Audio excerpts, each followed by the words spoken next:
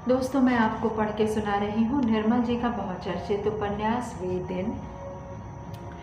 पढ़ के इस तरह सुना रही हूँ कि अपनी कुछ टिप्पणियों और समीक्षात्मक दृष्टि के साथ। और अभी मैं सुशील सिद्धार्थ जी का जिक्र कर रही थी इस उपन्यास पर अपनी एक छोटी सी टिप्पणी करने के साथ कि सुशील सिद्धार्थ जी जो कि अक्सर समीक्षाएं लिखा करते थे चर्चित कृतियों की, जिनकी हिंदी साहित्य पर गहरी पकड़ मानी जाती थी, जो संपादन के कार्य से जुड़े हुए थे, जिन्होंने कई हमारे समय के अग्रणी लेखकों की समीक्षाएं अग्रणी अखबारों में की। सुशील सिद्धार्थ जी से मेरा परिचय ज्ञानपीठ में हुआ 2008 के आसपास, 2007 के आसपास कहिए, बल्कि 2007 के मध्य और 2008 की शुरुआत में, बिल्कुल मध्य में 2007 की मुझे पहली बार उन्हें सुनने का मौका मिला। और ये तब महुआ माझी जी के उपन्यास मैं बोरिशा इल्ला पर वो बोल रहे थे। महुआ माझी उस वक्त लंदन से इंदु शर्मा पुरस्कार लेकर आई थी और सुशील सिद्धार्थ जी ज्ञानपीठ में बतौर संपादक कार्यरत थे और वरिष्ठ लेखक व्यंग्यकार वो रहे हैं। और मैं उस वक्त एमए में पढ़ रही थी, प्लस मैंने इतना कुछ लिखा था। मैं गैप ईयर के बाद एमए में गई थी और गैप ईयर के बाद नहीं, लंबे गैप के बाद मैंने अपने बीए के बाद पत्रकारिता की पढ़ाई की और फिर मेरा विषय भी निर्मल जी की तरह इतिहास और उससे गहरा प्रेम। मैं अभी भी उससे बाहर हूँ और चाहती हूँ लौटना। यानी कि ये जो शनिवार की शाम जो इतनी ख़ास महसूस होती है दफ्तर के घंटों के ख़त्म हो जाने के बाद, तो वो दफ्तर के घंटे, मेरे पसंदीदा दफ्तर के घंटे, इस तरह की मैं बाहर पढ़ाने वाली नौकरी चाहती थी। उसका बड़ा लंबा इमिग्रेशन का संघर्ष मैंने किया है। निर्मल जी को मैं उससे पहले भी पसंद किया करती थी। निर्मल जी को हम सब ने बहुत चाहा और सराहा है, लेकिन मैं इससे पहले कि उन पर पूरी आऊँ सुशील सिद्धार्थ जी की बात ख़त्म करूँ कि कल जब मैं निर्मल जी के इस उपन्यास की चर्चा कर रही थी, सुशील सिद्धार्थ जी की बात आई और अचानक फ़ोन आया और इसी फ़ोन पे और ऐसा हुआ कि उठाने या रोकने के क्रम में या ऑटोमेटिकली ये वीडियो बंद हो गया। और अभी जब मैं दोबारा उनकी बात कर रही थी तो एक बहुप्रतीक्षित फ़ोन जहाँ मैं ला रही थी वो आया। तो बात ये कि जब उस गोष्ठी जहाँ सुशील सिद्धार्थ जी को मैंने पहली बार बोलते हुए सुना था, वो मुझसे मुखातिब होकर मुझे उपन्यास लिखने के जिस तरह से गुर बता रहे थे, वो मुद्रा मुझे याद आई थी। हम सब जानते हैं कि सुशील सिद्धार्थ जी अचानक अभी थोड़े समय पहले दिवंगत हो गए। कोरोना की शाम है दोस्तों, मतलब कठिन समय है हमारे लिए, एक आती हुई नहीं आ चुकी सर्दी में, जबकि अंतर्राष्ट्रीय खबरें भी ख़तरों को लेकर है। दिल्ली में भी बॉर्डर बंद कर रखा है और पता नहीं क्या क्या, कोविड के फैलने ना फैलने, हम अपने घर से बाहर टहलने भी नहीं जा रहे। जबकि मैं मुजफ्फरपुर बिहार में हूँ, यहाँ पर भी काफ़ी कहर हुआ है। एक समय तो यहाँ पूरी गली सील हुई थी हॉस्पिटल्स वाली। तो दोस्तों, ऐसी एक शाम को हम पढ़ रहे हैं निर्मल जी का उपन्यास वे दिन, जो उनके चेक प्रवास की एक झलक है। इसमें बहुत कुछ है जो कल्पित है, बहुत कुछ है जो आप जान सकते हैं कि हम वही कल्पना कर सकते हैं उसी ज़मीन पर जहां हमने खुद उसके धरातल को चलकर महसूसा हो। तो बेहद खूबसूरत उपन्यास। मैं इस पर टिप्पणी और आगे करती हूँ। वो एक एजेंसी के द्वारा, पहले तो ये कि वो मतलब जिस तरह से शुरुआत में ये वर्णन है कि एक फ़ोन आता है और उनको जिस तरह से बुलाया जाता है, उसे लगता है कि कहीं ऐसा तो नहीं कि कुछ अप्रत्याशित घट गया है। और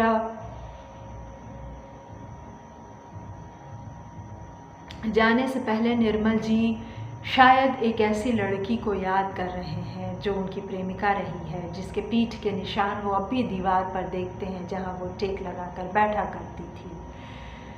और अचानक ये फ़ोन आता है और क्या आप अभी नहीं आ सकते, प्लीज़ टैक्सी कर लें, हम पे कर देंगे, वगैरह वगैरह। उससे लगता है कि कुछ अनहोनी तो नहीं हो गई, लेकिन बड़ी खूबसूरती से। और यही मॉडर्निज़म है, यही पोस्ट मॉडर्निज़म है, यही पोस्ट ट्रूथ भी है, और यही मतलब एक पक्ष इन सब का, और यही वो तमाम एक्सपेरिमेंटल राइटिंग के गुर हैं। और फिर मतलब लेकिन वहाँ कुछ भी वैसा नहीं है, वो केवल उनको एक इंटरप्रेटर की नौकरी देने के लिए बुला रहे हैं। लेकिन इतनी खूबसूरती से वो सारी बात होती है कि ज़रा भी लेखक मतलब पाठक को डिसअपॉइंटमेंट नहीं होता कि एक हादसा नहीं हुआ, या अचानक किसी का जन्म नहीं हुआ, या अचानक कोई बड़ी जीत या हार की घोषणा नहीं हुई। मतलब एवरीडे लाइफ के जो उतार चढ़ाव हैं, निर्मल जी उसके लेखक हैं। इनके यहाँ बहुत ज़्यादा आप देखिएगा कि मतलब घटना प्रधान चक्र कभी नहीं रहा। इतना ज़्यादा मनोविज्ञान होता है अपने प्लॉट के वातावरण में कि जिसकी कोई सीमा नहीं है। तो जब वो लौट के वहाँ से आते हैं, ये देखिए कि उनका इंटरप्रेटर बनने का मन नहीं है, स्कॉलरशिप के पैसे ख़त्म हो रहे हैं, और वो जो अंदाज़ है जिसमें ये बहुत महीन सरहद उस ट्रैवल एजेंसी के चीफ और निर्मल जी के बीच आर और पार हो रही है कि वो भी जानता है कि पैसे ख़त्म हो रहे हैं, उनको काम करना चाहिए, और ये फिर भी उछलते नहीं हैं उस तरह से जैसे कि आज के समय में नौकरी लगने की खबर या बेरोज़गारी को जिस तरह से चुनाव का पोस्टर मुद्दा बनाया जा रहा है कि नौकरी लग जाना यानी एक युवक के जीवन में सबसे बड़ी बात का हो जाना। हमारा देश बहुत ज़्यादा दूर हो गया है कला प्रेम से, कला की साधना करने वाले लोगों से। मतलब यहाँ पे पोएट होना ही एक कभी कभी तो लगता है कि कहीं अपराध तो नहीं है, जहाँ आप जैसे ही कहते हैं कि मैं एक कवि हूँ या लेखक हूँ तो फ़ौरन आपसे ऐसे पूछा जाता है कि लेकिन आप क्या करते हैं या करती हैं, कि ऐसा होना कितना ख़राब होगा कि आप केवल एक लेखक या लेखिका हैं। लेखिका तो और भी ज़्यादा, आपका स्त्री होना ये अर्थ रखता है कि सबसे पहले तो आप मिसेस हों, पत्नी हों, तब आप बहुत प्रतिष्ठित हों, और माँ हों। माँ का ओहदा अचानक, ये मतलब मैंने ऐसा पहले कभी नहीं देखा था। बहरहाल हम दूर नहीं जाएं, हालांकि इन सारी बातों से हम दोबारा वाकिफ़ होंगे। निर्मल जी के उपन्यास में ये तमाम बातें हैं। स्त्री के चित्रण में, स्त्री और पुरुष के प्रेम के चित्रण में, बच्चे की उपस्थिति में, कई जगह इस उपन्यास में भी बड़े भयंकर रूप में वो आने वाला है। जो इसकी नायिका है, मुझे उसकी याद है, उसका एक बेटा है जिसके ये इंटरप्रेटर और गाइड बनते हैं, और एक चेक महिला है शायद, या ऑस्ट्रियन, और अभी हम वहाँ पहुँचेंगे। लेकिन ये वहाँ से जब लौट कर आते हैं, देर हो गई है, हॉस्टल के चौकीदार को जगाने का जो दृश्य है बेहद खूबसूरत। और अब ये मुझे नहीं मालूम उस रात में कितने बजे वापस हॉस्टल आया था। आधी रात से ज़्यादा समय गुजर चुका था। मैं सिर्फ यह जान सका था, शायद ये किसी निर्मल जी के उपन्यासों में बार और पब में बैठ के पीने की ख्वाहिश उस ऐसे दृश्यों के मुकम्मल होने से कहीं ज़्यादा है। लेकिन ये वो शाम है जहाँ शायद ये दृश्य मुकम्मल हो गया है, और वो पी पा कर देर से लौटे हैं, और मैं ठंडे हाथों से दरवाज़ा खटखटा रहा था। भीतर निपट शांति थी। इन्हीं का एक वाक्य है कि अजनबी शहर का सन्नाटा अजनबी शहर की खामोशी से अलग होता है। दुनिया शुरू होने से पहले खामोशी रही होगी, और दुनिया ख़त्म होने के बाद सन्नाटा।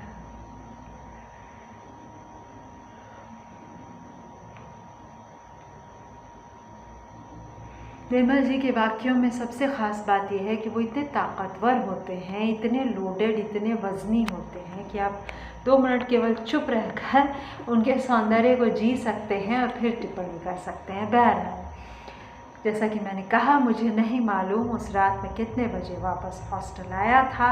आधी रात से ज़्यादा समय गुजर चुका था। मैं सिर्फ यह जान सका था 12 बजे के बाद हॉस्टल का गेट बंद हो जाता था। मुझे घंटी बजानी पड़ी थी। सेंट पीटर को उठाने में काफ़ी देर लगती थी। ये सेंट पीटर वह हमारे हॉस्टल के गेट कीपर थे और हर रात बियर के नशे में डूबे रहते थे। शुरू के दिनों में जब हम आधी रात के बाद घर आते थे तो वह हम पर काफ़ी झल्लाते थे। वह अक्सर कहते थे कि हम विदेशी विद्यार्थी उनके देश के रुपए पर मौज उड़ाते हैं, हालांकि उन्हें अपने देश के प्रति कोई विशेष लगाव रहा हो। इसका परिचय हमें कभी नहीं मिला था। शुरू के दिनों में देर से आने पर वह हमसे रजिस्टर पर दस्तखत करवाते थे ताकि फैकल्टी के प्रिंसिपल से हमारी शिकायत कर सकें। हमें अक्सर देर हो जाती थी। मैं इस सबसे बहुत रिलेट कर सकती हूँ। जब मैं इंद्रप्रस्थ दिल्ली यूनिवर्सिटी में पढ़ती थी तो हमारे न केवल गेट कीपर थे बल्कि उसके बाद वार्डन थी और फिर हॉस्टल सुपरिंटेंडेंट थी। तो 3 श्रेणी में हमें सफाई देनी होती थी और मुझे एक आध बार देर हुई थी, यानी 8 बजे से थोड़ा ज़्यादा। आधी रात का तो सवाल ही नहीं है हिंदुस्तान और दिल्ली में, लेकिन शायद हो सकता है 8:30 बजे हो, कुछ हुआ हो। और मुझे वो सफाई देना याद है। और उस वक्त मेरा बॉयफ्रेंड था और मैंने सोचा था कि जब हमारी शादी होगी तो हम कितने आज़ाद होंगे, लेकिन वो हुआ नहीं। और वही मेरे उपन्यास का विषय है। मैं जब भी लिखूँ, जल्दी ही लिखूँगी। उससे पहले ढेरों किताबें हैं जो निपटानी हैं और पढ़ना भी ज़रूरी होता है, क्योंकि बिना पढ़े हम कैसे लगातार लिखें। तो निर्मल जी को पढ़ना जो है वो एक ऐसे प्रेरणादायक अनुभव से गुज़रना है जहाँ हम तरोताज़ा हवा में सांस लेते हैं। रजिस्टर से बचने के लिए हम कुछ सेंट पीटर को बियर के लिए दे देते थे। वह कभी यह उपहार उनके हाथ में नहीं देने देता था। ऐसा करना लज्जास्पद होता। हम उन्हें उनकी जेब में डाल देते थे। वह अंगड़ाई लेकर आंखें मूंदे स्वीकार करते, है ना, लगता वह प्रार्थना कर रहे हों। शायद ऐसी मुद्रा में ही उन्हें देखकर किसी ने उन्हें सेंट की उपाधि दी होगी। शायद इसलिए भी मेरे मित्र थानथुन की भी यह राय थी कि बूढ़े पीटर के पास गेट की चाबियां रहती हैं। 8 बजे के बाद हॉस्टल का कोई भी छात्र अपनी प्रेमिका नहीं ला सकता, यह नियम था। मेरे विचार में यह काफ़ी हास्यास्पद नियम था। गर्मियों में तो कोई बात नहीं, लेकिन सर्दी के दिनों में तुम बाहर प्रेम नहीं कर सकते। लेकिन सेंट पीटर मान जाए तो मुश्किल नहीं पड़ती। उनके पास चाबियां रहती हैं जिन्हें हम कीज ऑफ पैराडाइज कहते हैं। इसलिए वह सेंट से भी ज़्यादा हैं, हमारे लिए वह एंजल से कम नहीं। लंबे प्रतीक्षा के बाद दरवाजे पर चटखेनी खुलने की खड़खड़ाहट हुई। वह आंखें मलते हुए बाहर आए। इतनी देर में उन्होंने मेरी ओर देखा। वह आधी नींद से उठे थे और जल्दी में गुस्से या विस्मय का कोई भी भाव नींद के कोहरे को काटकर उनके चेहरे पर स्पष्ट न हो पाया था। इस डवाडोल स्थिति का फ़ायदा उठाकर मैं जल्दी से भीतर गया। इतनी देर में वह दोबारा बुदबुदाए। मेरे एक मित्र का जन्मदिन था। मैंने कहा यह एक ऐसा बहाना था जिस पर चैट आसानी से विश्वास कर लेते हैं। उन्होंने दरवाजे की चटखनी चढ़ा दी। मैंने धीरे से उनकी जेब में 3 क्राउन डाल दिए। उन्हें शायद इतना आश्चर्य हुआ कि वह अंगड़ाई लेना भी भूल गए। उन्हें इसकी आशा नहीं थी। उन दिनों मैंने उनसे कई बार 1-1 क्राउन उधार लिए थे। शायद ही हॉस्टल का कोई विदेशी छात्र बचा हो जो उनका कर्जदार न हो। कितने प्यारे हैं। खासकर क्रिसमस की छुट्टियों में जब हम गिरजे के चूहों से भी बदतर होते थे। मेरी बिल्कुल यही स्थिति थी कनाडा में। तो यहाँ तो ये है कि इनका वीज़ा तो बना है ना, मैं तो वीज़ा का इंतज़ार कर रही थी और इतना हैवी ट्यूशन। मेरी माँ आज भी उसको लेकर मुझे ताने दे देती है, हालांकि उन्होंने मुझे बहुत प्यार किया है। मैं जो कुछ भी हूँ अपने माता पिता की बदौलत हूँ।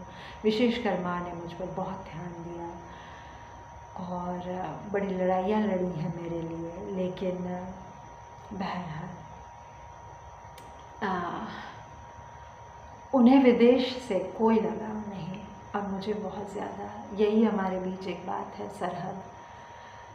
उधार लेने से पहले हमें हमेशा बहाना करना पड़ता था कि घर चिट्ठी भेजने के लिए हमारे पास डाक टिकट के पैसे नहीं हैं।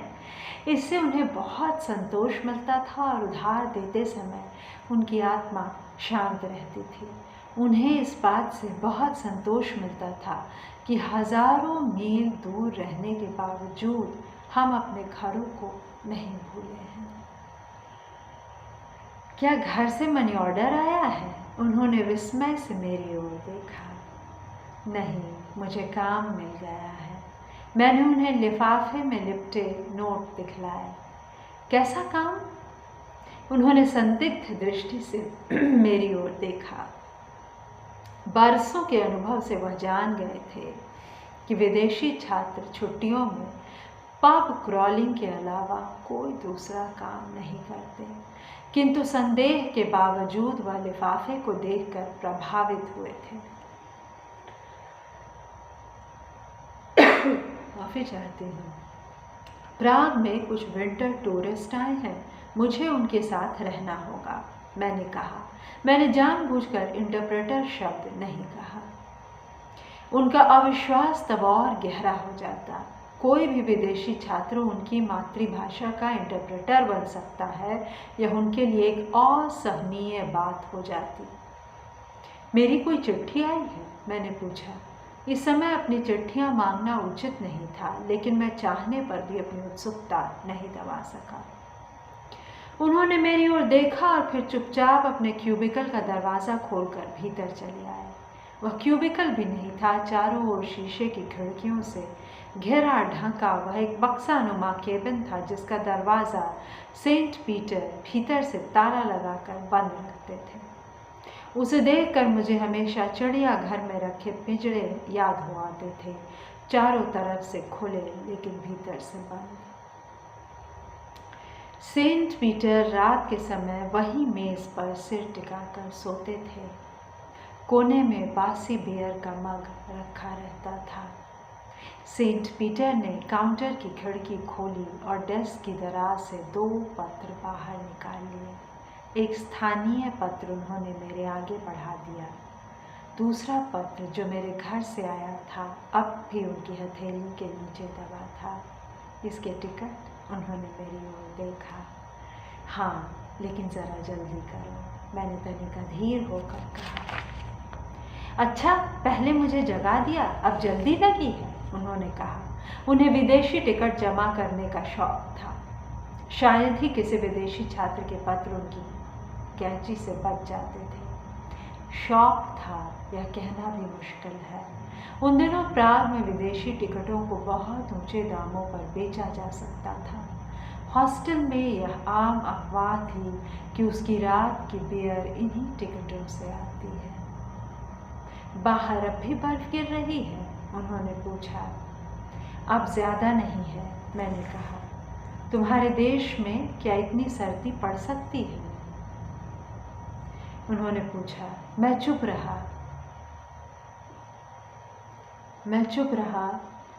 अब मैं इस प्रश्न का उत्तर नहीं देता। पिछले 2 वर्षों में मैं 200 बार इस प्रश्न का उत्तर दे चुका हूँ।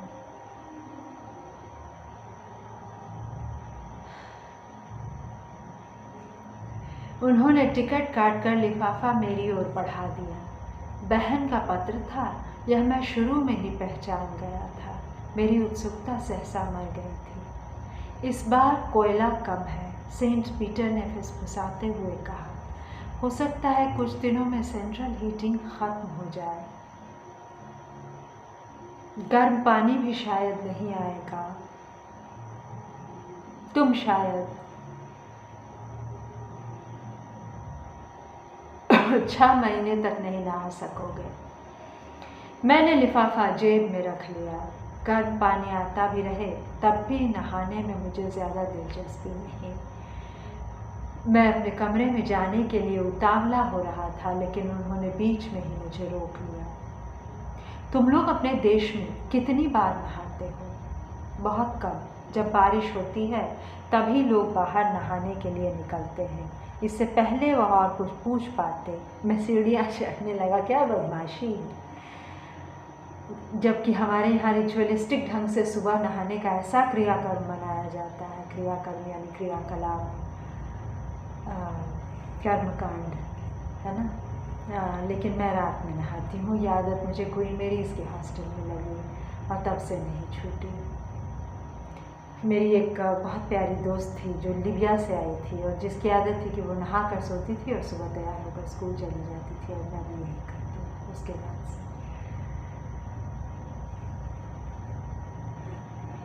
कमरे में आकर मैंने अपना ओवरकोट अपने रूममेट के पलंग पर रख दिया। वह रोमानियन था और क्रिसमस की छुट्टियों में अपने घर चला गया था। उसके जाने के बाद मुझे अपने कमरे में अजीब सी स्वतंत्रता महसूस होती थी। वह बुरा नहीं था, लेकिन उसकी प्रेमिकाओं के कारण मुझे अक्सर अपनी शामें बाहर काटनी होती थी। यूँ वह मेरे प्रति क्रूर नहीं था। उसने कई बार मुझसे कहा था कि मैं आंखें मूंद कर अपने पलंग पर लेट सकता हूँ। उसे और उसकी साथिन को कोई आपत्ति नहीं हुई। उसने यह भी आश्वासन दिया था कि मैं चाहूँ तो बीच बीच में आंखें खोल भी सकता हूँ, लेकिन इन बातों को न ही कहना बेहतर है। उसके जाने के बाद मुझे काफ़ी अकेलापन सा लगता है। हालांकि यह सच है कि मैं किसी भी समय बिना असमंजस के अपने कमरे में आ सकता हूँ, जो उसके रहते संभव नहीं था। क्या बात है। उस रात कमरा गर्म था और मुझे लकड़ियाँ नहीं जलानी पड़ी। पेलिकॉन से लौटते समय मैं अपने साथ सॉसेज और स्लीवोवित्से की एक बोतल ले आया था। वोदका के बाद मुझे हमेशा भूख सताने लगती थी और उसकी व्यवस्था मैं पहले से ही कर लेता था। सिंक के नीचे से मैंने फ्राइंग पैन उठाया और उस पर सॉसेज रख दिए। चाय की देगची में पानी भरा और उन दोनों को किचन में ले जाकर गैस के चूल्हों पर रख दिया।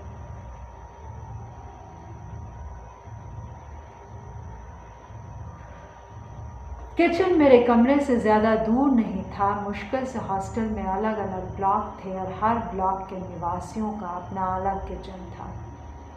सुबह से शाम तक यहाँ अफ्रीकी और अरब छात्रों की भीड़ लगी रहा करती थी, खासकर छुट्टियों में जब मेस बंद रहता था।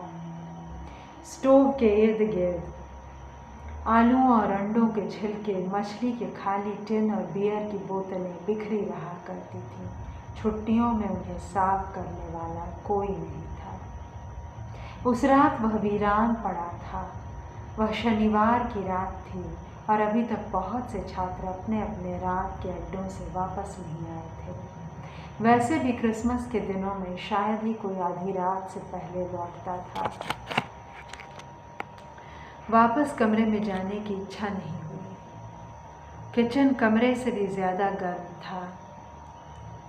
वहाँ पर पहले से हम लोगों ने कुर्सियाँ रख दी थीं। जब कभी कमरों में सेंट्रल हीटिंग ख़त्म हो जाती, उन दिनों अक्सर ऐसा होता था, हम अपने अपने ओवरकोट पहनकर वहीं जमा हो जाते थे। मैं वहीं स्टोव के पास एक कुर्सी खिसका कर बैठ गया, जूते उतार दिए और पाँव स्टोव के सामने रख दिए। गीले मोज़ों पर हल्की सी भाप उड़ने लगी। वे धीरे धीरे सूख रहे थे। बताइए। मैंने जेब से चिट्ठियाँ निकाली। स्थानीय पत्र यूनिवर्सिटी लाइब्रेरी का कार्ड था। उस पर उन किताबों के नाम लिखे थे जो पिछले 5 महीनों से मेरे पास पड़ी थी। ये सब मेरे पसंदीदा शौक़ है। मुझे लगता है कि ये सारा एटीट्यूड मैंने इन्हीं से सीखा। मैं धन्यवाद देती हूँ निर्मल जी को। मुझे ये चीज़ें बहुत पसंद है। एक लाइब्रेरी, दुनिया में हर किताब खरीदनी नहीं पड़े, उसका कार्ड, ओवरड्यू किताबें, सॉसेज, बियर की बोतलें, घर से आने वाली चिट्ठियाँ, माँ का फ़ोन, ऐसे चौकीदार, विदेशी छात्रावास। लेकिन फिर मुझे लगता है कि आखिर मैं अब तक सेटल्ड क्यों नहीं, है ना दोस्तों। तो बहरहाल इस बर्फ़ में मौजों के सूखने की वर्णन से मैं सिहर गई हूँ और अपने लिए गर्म पानी लेने जा रही हूँ। सुनने के लिए धन्यवाद। हम पढ़ रहे हैं वे दिन, एक कालजयी हिंदी उपन्यास निर्मल।